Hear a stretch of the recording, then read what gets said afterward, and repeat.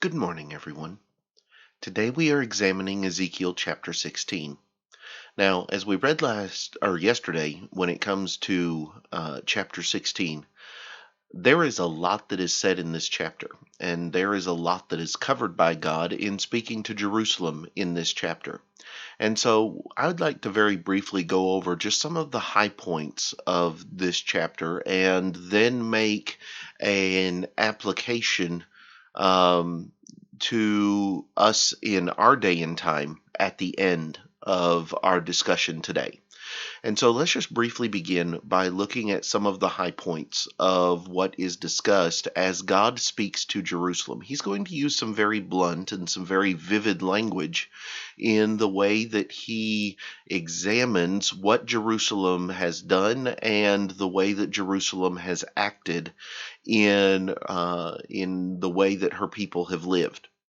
When you begin this discussion of the city of Jerusalem and the people that inhabit it, you have the principles of the fact that Jerusalem originally was, in many ways, ugly, as God describes it.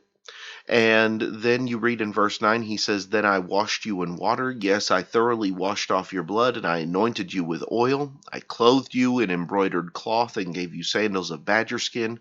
I clothed you with fine linen and covered you with silk." And it continues on in that vein. Down in verse 13, he says, "Thus you were adorned with gold and silver, and your clothing was of fine linen, silk, and embroidered cloth. You ate pastry of fine flour, honey, and oil. You were exceedingly beautiful and succeeded to royalty." And the idea here goes all the way back to the days of David.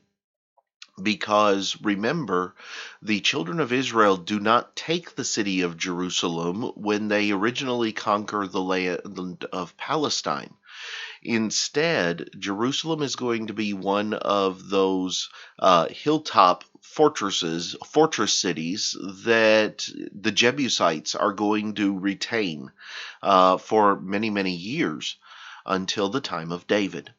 David is then going to take Jerusalem, and it is going to be made the capital of David's kingdom.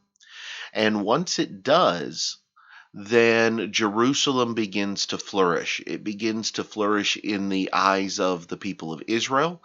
It begins to flourish both in size and scope. It's obviously going to be the place of worship to God. David is going to bring the tabernacle there. Solomon is going to build the temple there. It is going to become the center of what people think of when they think of the region of Palestine. And when they think of this particular area, it becomes the jewel of the kingdom of Israel. And so you have this particular mention of of God talking to them about how he has made Jerusalem what it is and the ways that he has watched out for her and kept her and provided for her. And yet you come down to verse 20. And one of the first major issues that God has is the way that Jerusalem has treated his children. He says, "Moreover, you took your sons and your daughters, whom you bore to me, and these you sacrificed to them to be devoured. Were your acts of harlotry a small matter, that you have slain my children and offered them up to them by causing them to pass through the fire?"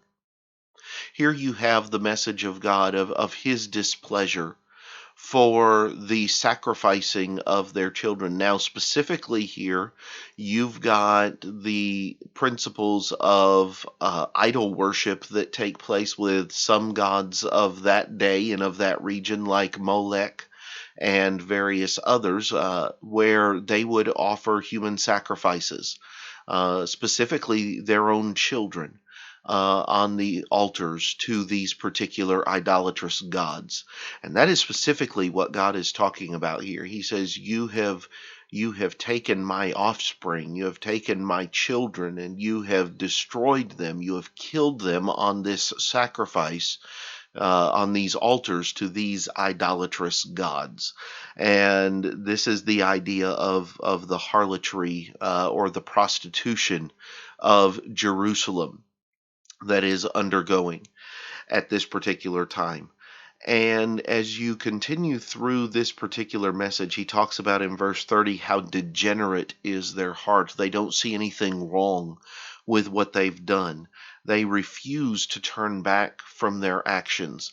If you go back into Jeremiah and you begin to read, or even earlier on in Ezekiel, and you have the messages of the things that are going on, the worship and the offerings to other gods that are going on in the city of Jerusalem, and you see that there is no shame and there is no guilt amongst the people of Jerusalem for having turned aside to other gods.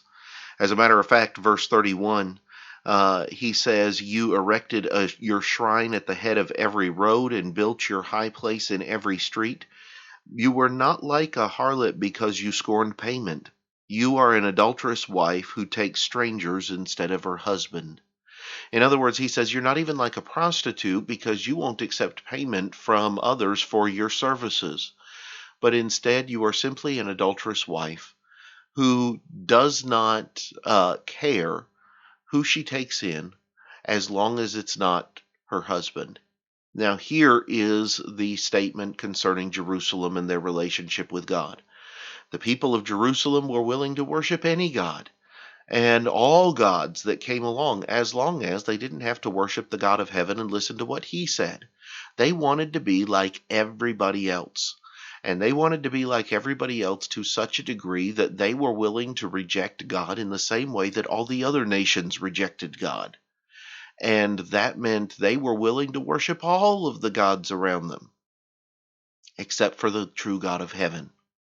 And so you have these statements that are going to be made by God. And yet God is going to mention in verse 40, he says, "They shall also bring up an assembly against you, and they shall stone you with stones and thrust you through with their swords. They shall burn your houses with fire and execute judgments on you in the sight of many women. And I will make you cease playing the harlot, and you shall no longer hire lovers." The principle here is the fact that the very nations that they are going to run to, that they want to be like, that they have given away everything in order to look like, are the very ones that are going to come and are going to bring their demise.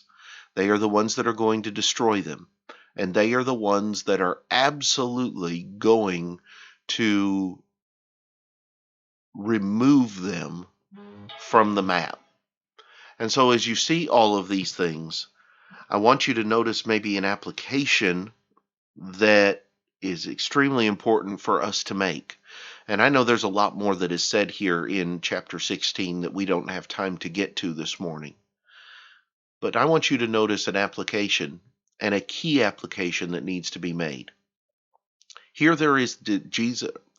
Here God discusses Jerusalem from the standpoint of a husband and a wife, and from the standpoint of the covenant that was made between God and the people of Israel. And that's really the principle, is that they married themselves to God through that covenant of the Old Testament.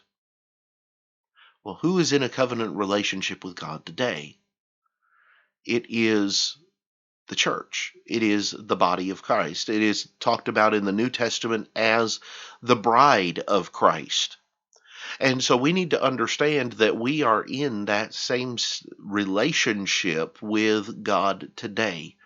That as the body of Christ, we agree that we are going to seek Him. We agree that we are going to follow Him. We agree that we are going to accept the protectorship of Him.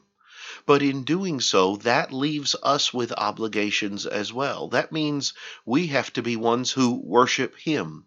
We have to be ones who don't want to be like everybody else, or who don't become intent upon being like everybody else.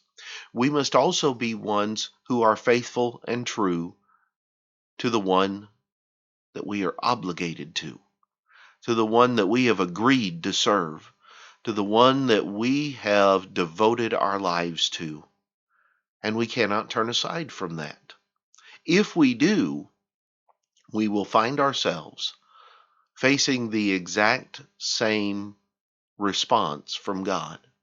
You know, there are those today that want it both ways.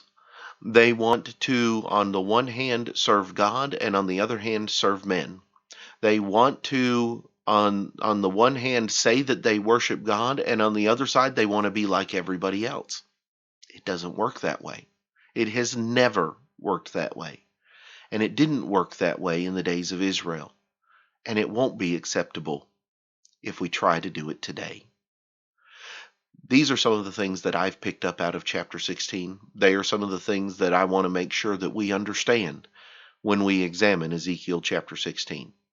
And I hope that the things that have been found here are beneficial to you. I know it's some very blunt and distinctive language, but sometimes, God's got to be blunt in order to get his point fully across. And so I hope that these things have helped. Next time when we come back, we will begin examining Ezekiel chapter 17. But until then, I hope you have a great day.